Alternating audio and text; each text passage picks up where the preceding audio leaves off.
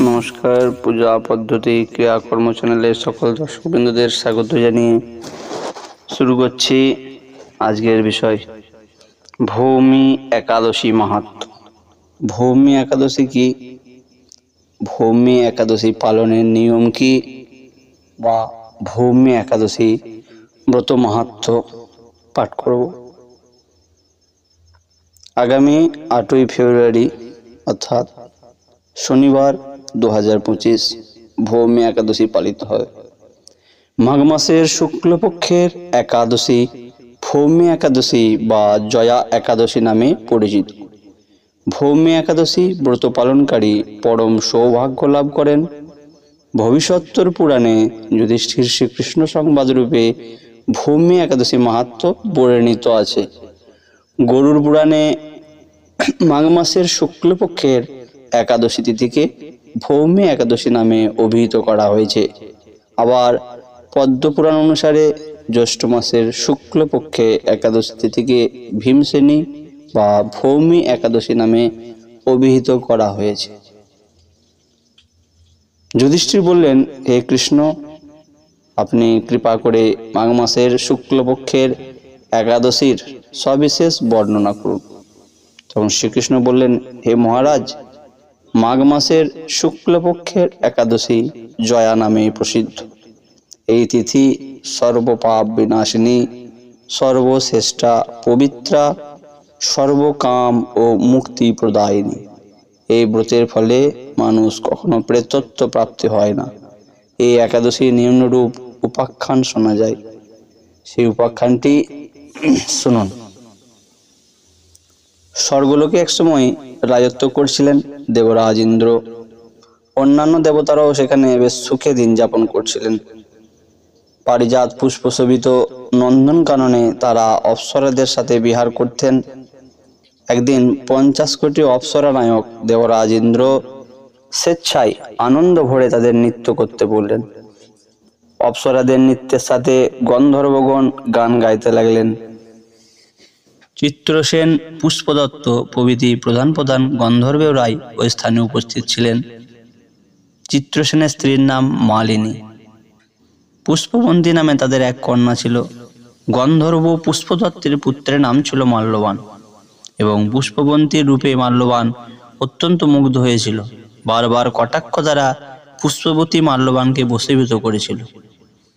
পুষ্পবতী ও মাল্যবান দুজনেই নৃত্যগীতের সেই সভায় উপস্থিত ছিল, কিন্তু তারা উভয়ই একে অপরের প্রতি আকৃষ্ট থাকায় পরস্পরের প্রতি কেবল দৃষ্টিবদ্ধ অবস্থায় দাঁড়িয়ে থাকল। ফলে তাদের মন বিভ্রান্ত হচ্ছিল। স্বাভাবিকভাবেই গানের ক্রম বিপর্যয় ঘটল। দেবরাজ ইন্দ্র বুঝতে পারলেন পুষ্পবতী ও মাল্যবান পরস্পরের প্রতি কামাসক্ত হয়ে পড়েছে। তখন ক্রোধবশে ইন্দ্র তাদের অভিশাপ দিলেন, হে মূঢ়, তোমরা দুজনেই আমার আজ্ঞা লঙ্ঘন করেছ। তোমাদের ধিক, এই মুহূর্তে তোমরা পিশাচযোনি লাভ করে মর্ত্যলোকে নিজ দুষ্কর্মের ফল ভোগ করবে।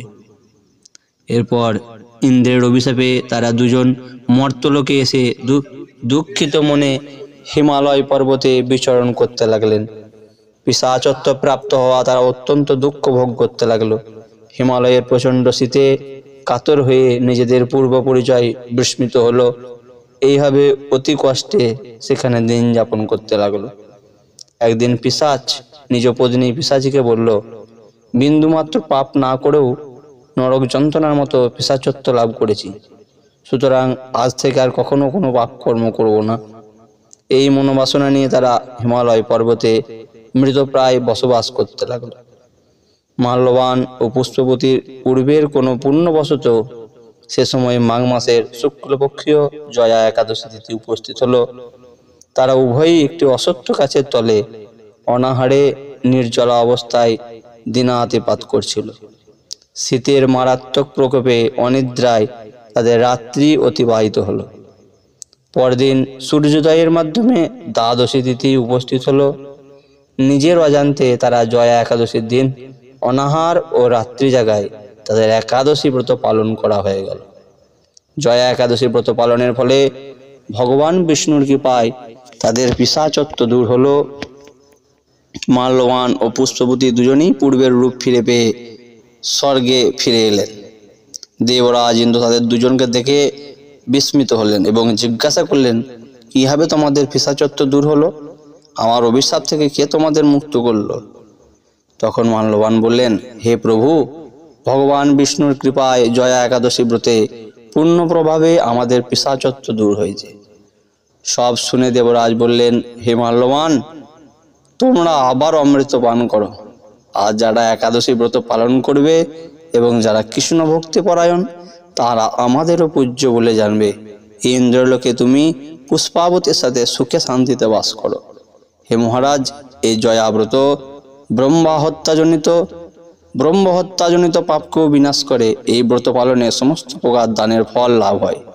সকল যজ্ঞ এবং তীর্থের পূর্ণ ফল এই একাদশী প্রভাবে আপনা হতেই লাভ হয়। অবশেষে মহা আনন্দে অনন্তকাল বৈকুণ্ঠে বাস হয়। এই জয়া একাদশী ব্রত কথা পাঠ ও শ্রবণে অগ্নিষ্ঠ যজ্ঞের ফল পাওয়া যায়। এটি হলো মাঘ মাসের শুক্লপক্ষের জয়া একাদশী বা ভৌম একাদশী ব্রতের মাহাত্ম্য কথা, যেটা স্বয়ং কৃষ্ণ আমাদের বললেন। আশা করছি ভিডিওটি সকলের ভালো লাগবে।